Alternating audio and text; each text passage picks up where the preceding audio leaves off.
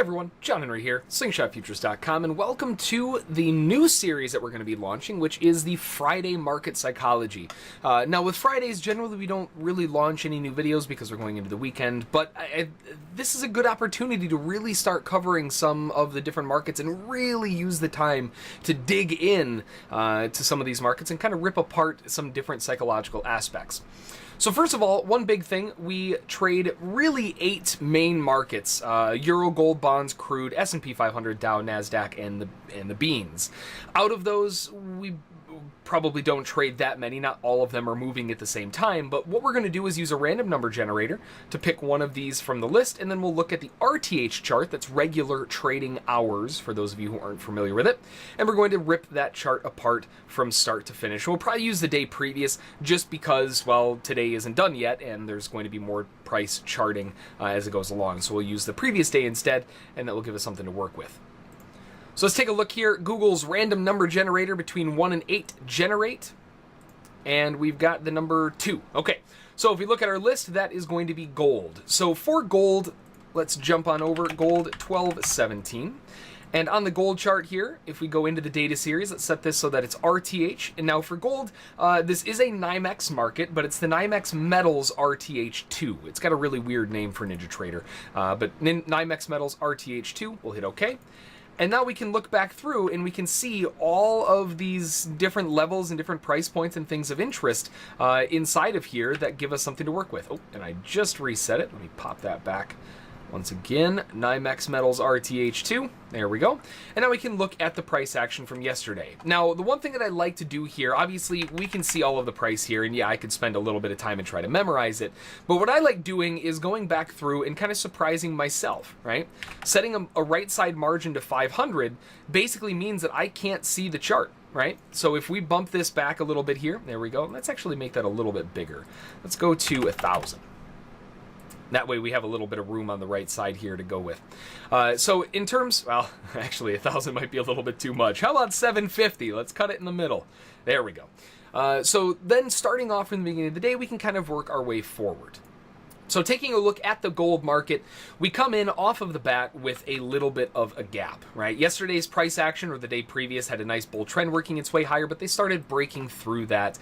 And we were also seeing some weakening on the highs in the form of more of a wedge than we had a channel. So the fact that they're breaking down right off the bat shows that maybe at the end of the day we were running into some selling volume. But then we come in today and we open with a gap higher. Now, this gap up is still within yesterday's range, right? We still have price within yesterday's range. And a major objective at some point is going to be to try to fill the gap. Now, as we've always heard and as we always say, gaps always fill. The one caveat to that is how much time it can take to fill that gap, right?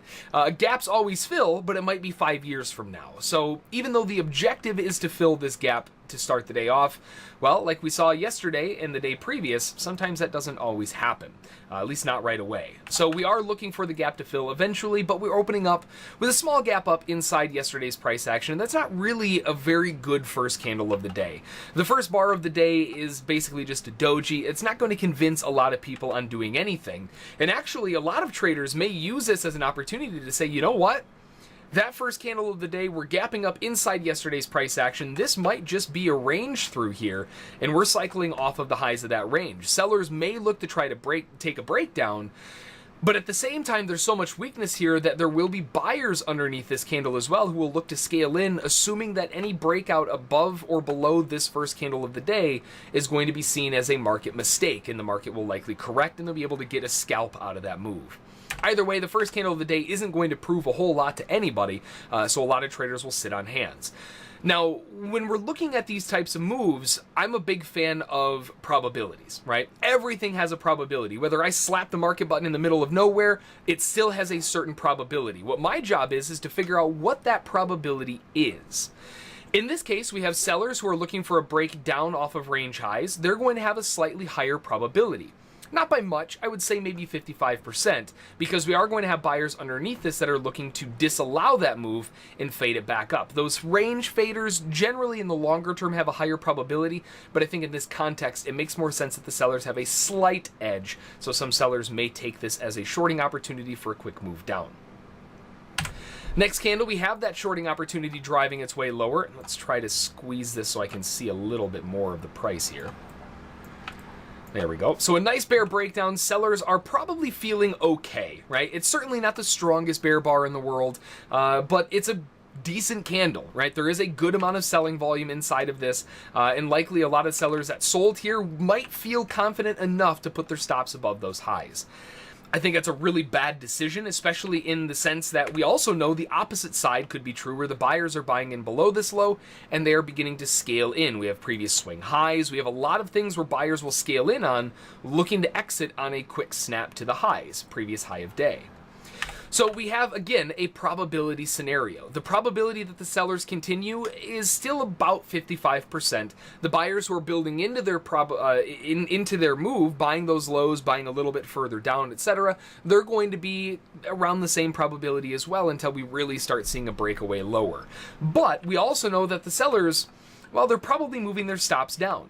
And that creates a certain situation where now sellers who may not feel that great about this secondary candle, even though it is halfway decent, depends on what the follow through is. And if it does start turning higher, there's going to be a lot of sellers above these highs who are going to think, hey, there's a lot of sellers that just got trapped out of this, and if I can catch a trap on the highs, we might find the sellers pile drive the market down to catch a bigger move.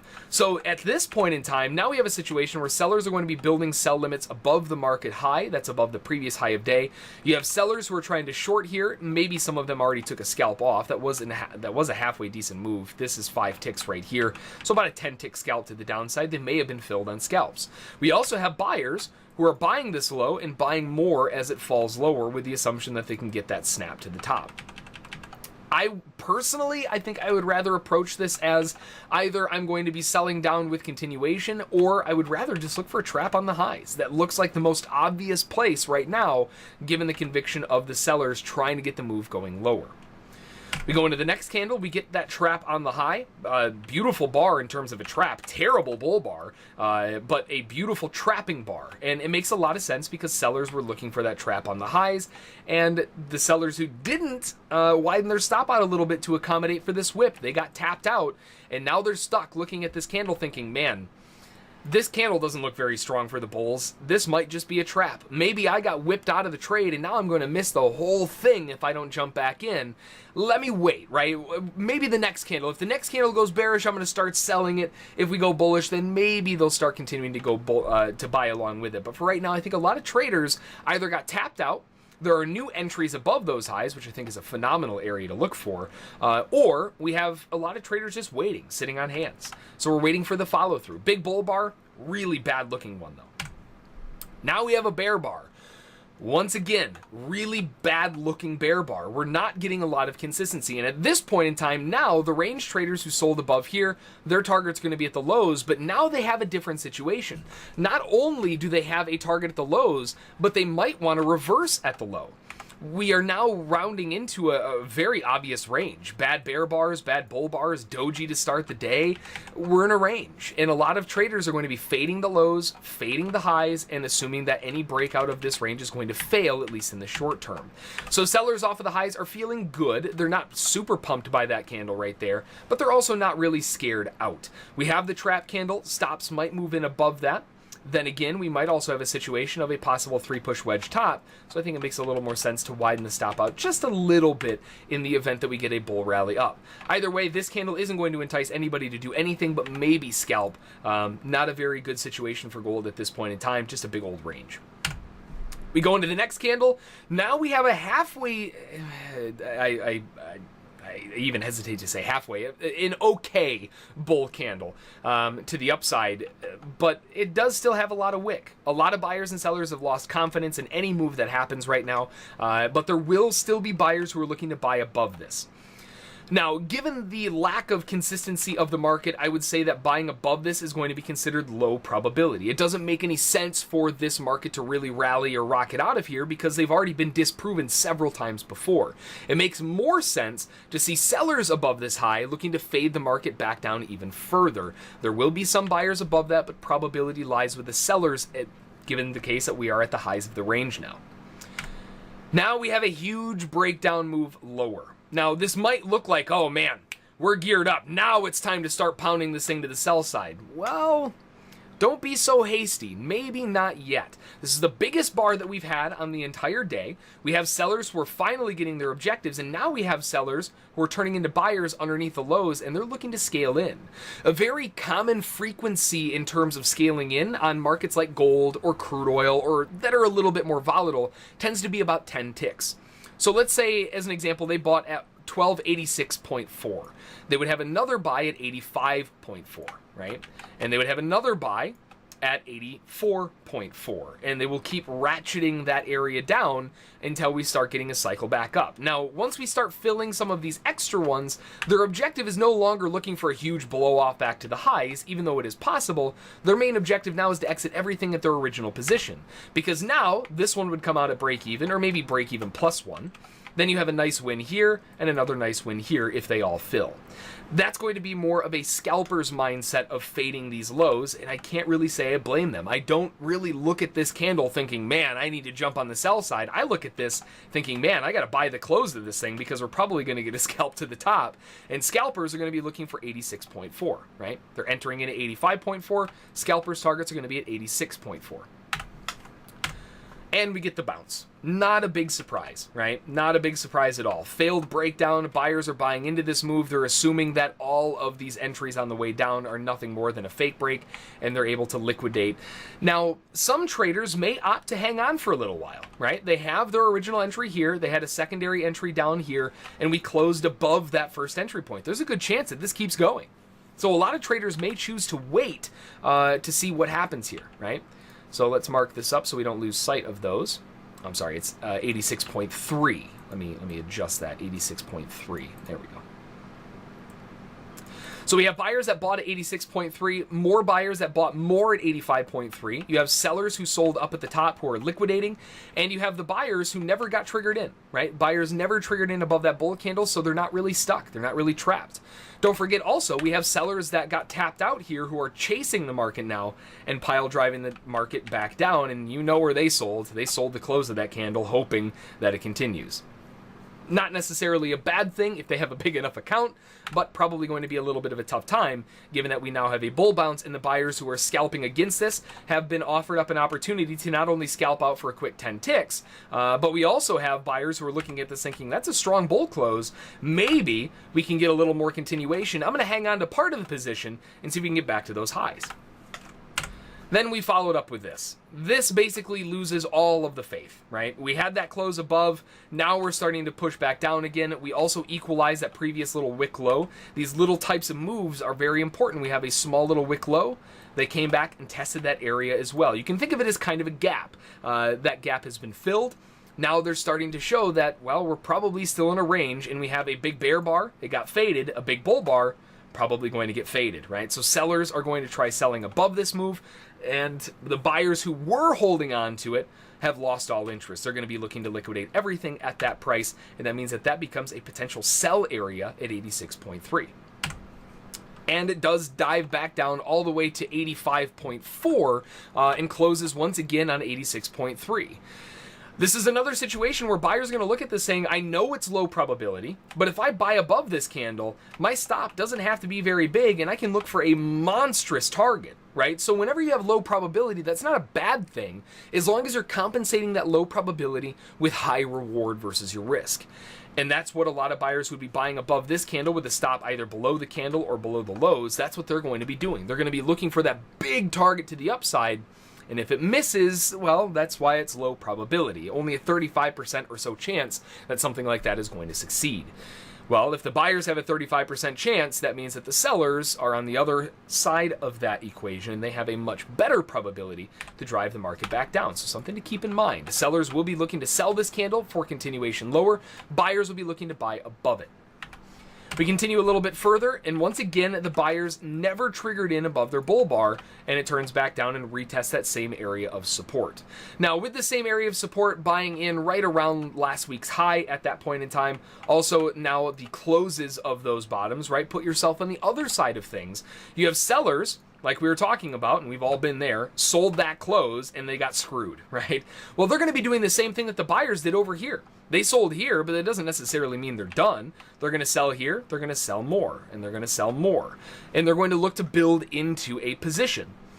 And when it comes back to their original entry point, guess what they're going to do? They're going to liquidate and get out of that position, making money on this entry, and if this one got filled, making money on that one, and taking a break even on this. It's a way to mitigate their losses. Just like the buyers did, and just like the buyers succeeded at, we anticipate the sellers doing the same thing. So a retest of this is actually a potential buying opportunity. Once again, knowing that situation, buyers are probably going to start coming in here trying to catch a bounce. We are also forming a very tight little bear channel working its way lower for the potential of sellers trying to sell as high as possible. We're forming a weak, albeit, but we are forming a trend to the downside. So we know that sellers aren't going to be interested in selling this far down. Buyers are going to be interested in getting out, not only sellers exiting for buys at their break even, but also new buyers jumping in for a scalp back up. And we have a nice bear trend potentially forming. So even though this looks like a nice bear breakaway, the bears still own the market, but a bad place to sell, a better place to be a buyer. We buy, and notice where we pop this time around, right? We bounce right back off that area and goes to the tick up to 86.3. Now, to the tick doesn't necessarily matter too much, but the fact that it stopped right on 86.3, knowing that buyers bought that low and are looking for likely a 10-tick scalp, that's a big deal. Because now this bull bar looks like garbage. That is a terrible bull bar, and a lot of traders who bought probably didn't get filled on their targets at 86.3, so they're going to start getting a little nervous. They're going to edge off the gas pedal a little bit and say, whoa, wait a minute, right? Why couldn't that fill me? What's wrong with this? Why couldn't it keep it going? We follow up to the next candle, and it forms a micro double top now, and arguably even a triple top with the open of that candle. We have a little triple top forming, and it's all in the same place.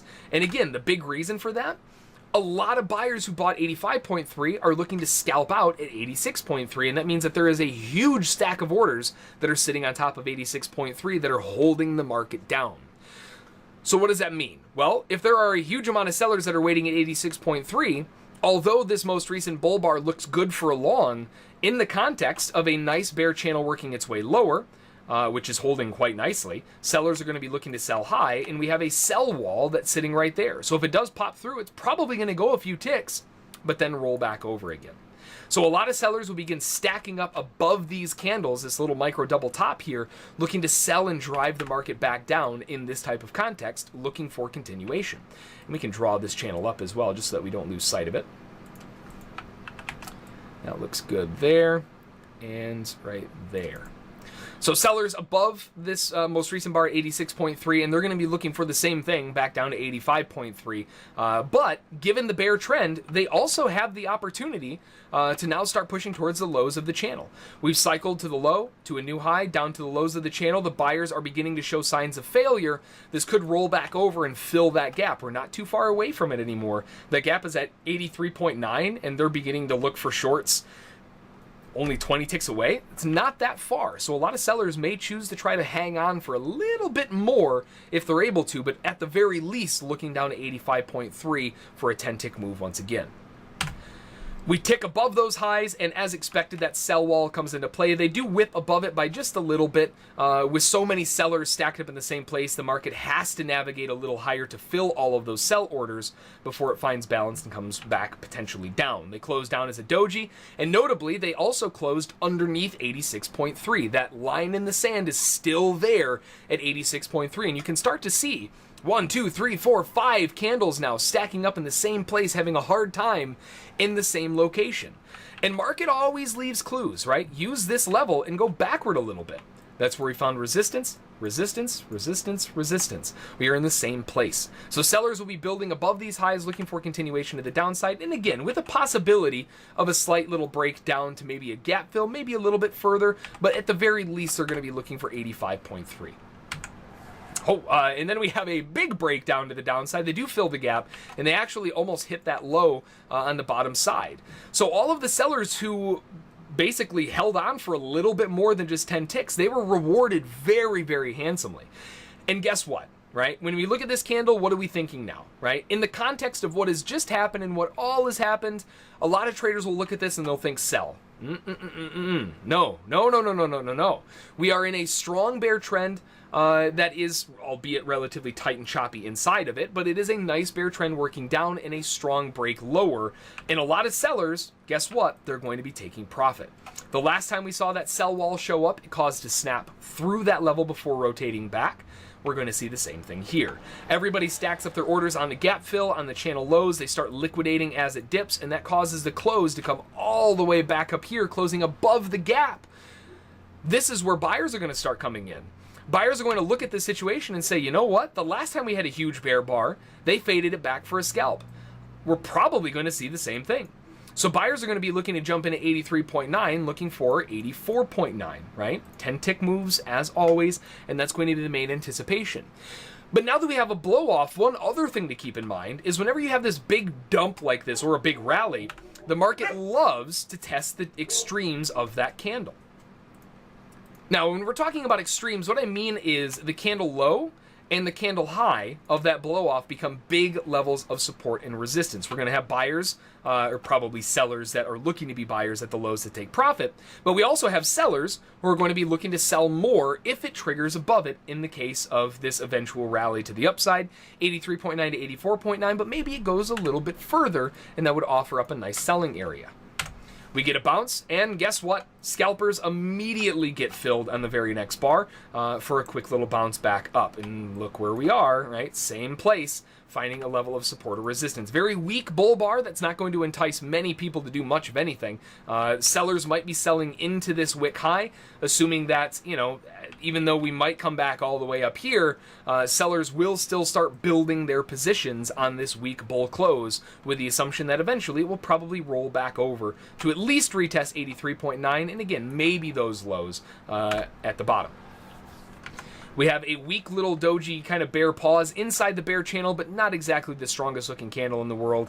It's not going to make the sellers very happy, but at the same time, it's not going to really impress buyers either. A lot of traders will choose to sit on hands with this type of candle.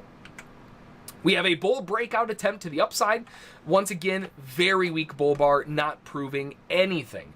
The buyers who maybe bought these lows are feeling pretty good, but the sellers who sold inside here, they're not very nervous either, right? The sellers who sold here, maybe waiting to sell a little bit more, building into those positions, these candles don't scare them.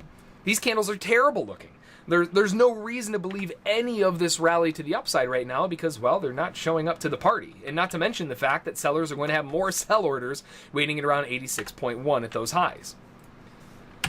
We pop up. We are now testing that sell area right there. Immediate resistance to the tick it's testing and holding the market down. Fairly decent bull candle, but a lack of consistency. We're seeing market gaps from candle close to candle open. We are seeing it run straight from the open, so there was a little bit of buying liquidation going on there to the upside, causing a quick snap. But they stopped dead in their tracks at that previous swing. Likely we're going to get stuck around that same area that it has been all morning. And we're right back there again. Sellers still building into their positions, but now they're looking to liquidate everything at their original entry point. Whether it was down here or if they sold here, maybe they'll look for a little bit more depending on how it responds. But either way, sellers looking to sell these highs here. Turns around, big old doji again. The last time we had a big sell wall, that exact same thing happened. This time, though, the doji is a little bit more bullish, right? It came back and it filled that little candle gap. All gaps get filled eventually. It did fill that candle gap, but it closed relatively high in its range. That might make some traders kind of nervous. Other times, dojis tell people to just sit on hands and not do anything. Let the market figure out what it wants to do. But there is a little bit of an air of concern here. Buyers may be trying to buy low, buying below bar closes, trying to buy that gap fill right there. Sellers might be trying to sell above it. We already talked about that. We're in a little bit of a mess. We need more proof to show who won the battle. Well, that's pretty good proof. Nice bear bar to the downside, showing that the sellers have dominated the market. They have sold those highs. Now buyers who bought down here are feeling like they're getting screwed, and they're going to look to try to liquidate at a small profit if possible, and maybe even reverse back to the downside because the sellers look like they're just trying to continue their trend back lower, and it is looking pretty strong with that good, healthy bear bar. Sellers will likely stack up underneath this candle as well, knowing that we finally have a nice bear bar. We're outside of the channel, so there's plenty of room for it to fall now. And they know that they can likely sell here with a stop I suppose above here. Not the best stop placement in the world. I would rather see it above here or even up here. Either way, though, looking for a 1-to-1 move to the downside, right? 1-to-1 move to the downside would be relatively large if they're using the widest stop, but either way, a lot of sellers will be stacking up underneath this bear bar. We do get follow-through, but terrible follow-through. Not impressive in the least. Sellers are still building into the position on the long side and selling below the lows. Buyers have had the opportunity now to get out at around break-even plus a tick or so. That's about all it went. Now, there will be some buyers that look at this as a very common pattern that you get when a trend reverses. You get a higher low and a reversal, and they might be trying to buy that dip on the bottom. It's a very strong bull bar that will make sellers nervous, so sellers might ratchet their stop down a little bit. But the buyers, I still think, have a lower probability. Yes, we have the gap fill. Yes, this is a potential continuation of the upside, but a reversal of a trend is always going to be considered lower probability. It's a lot harder to reverse a trend on the dime than it is to slowly grind its way back into a reversal, especially since we know that a lot of sellers might still be targeting these lows.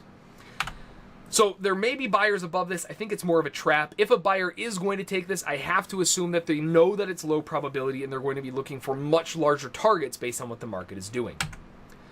Ends up being a bull trap, turns right back around. Huge bear bar, beautiful bear bar. This is going to regain all of the confidence that the sellers lost on this candle to the downside, and they're going to be looking for continuation lower with a major objective at least that gap fill retest, if not the lows once again. Buyers, if they didn't get out, if they entered here and didn't get out at break even, they're going to be looking to get out at break even. And now they might even be a little more aggressive and just take the loss if this bear bar actually triggers lower. So that could lead to a little bit of a blow off underneath this bear candle here, depending on what happens. But we know sellers, at the very least, sold underneath this candle, and they're going to be looking for a 1-to-1 target. Scalpers target at 83.4, slightly wider target at 82.8, and then the wide target, of course, at the swing low. We have a doji continuation, not a whole lot, not a big concern. We know that buyers are nervous, so buyers might just be trying to buy the lows and mitigate their loss and exit. So we see sellers coming in and buyers coming in, and that causes a balance in the market. In this type of situation, it makes a lot of sense. We then have more bear follow-through. The sellers who were looking for that smaller objective are starting to near in on their targets. It's not too far away now, and we're looking to retest that low side area for the sellers who sold that nice bear bar back here, and potentially even a little bit more. Good follow-through, stops dead on the tick, not a surprise. All of those sellers stacking up in the same place looking to take their profit in the exact same location causes the market to find a little bit of a stall, and good continuation of the downside. Sellers are feeling awesome. If not, they might have already been filled, maybe not, but overall, nothing to be concerned about if you're a seller in this situation as of yet. And they finally filled the sellers to the downside, 83.4. Buyers, once again, may be trying to buy here. We know that buyers were trapped above this. We know that buyers will come in above this, and that puts their average break-even point right around here, right in the middle. And that's going to be where they're looking to exit. They're looking to exit right around that same location. So if we measure it up and we use a fib, we can see that if they enter above that candle, that would be 83.9, and that means that their break-even is 50%. That would be right there. That is their break-even point, 84.8, and that is a beautiful selling area for sellers to try to drive the market back down to finish the objective, knowing that buyers are nervous. We have a bull push up, almost to the break-even point. Strong bull bar, strong continuation. Buyers might feel this is where greed starts stepping in, right? This is where buyers look at this and say, ooh, man, I might be able to get a little more out of this. Maybe we'll go for a little bit more and try to get that rally to the upside. So maybe they widen their targets out a little bit. And then it follows up with this. Now, this bear bar here kind of puts the nail in the coffin for the sellers. Or for the buyers rather.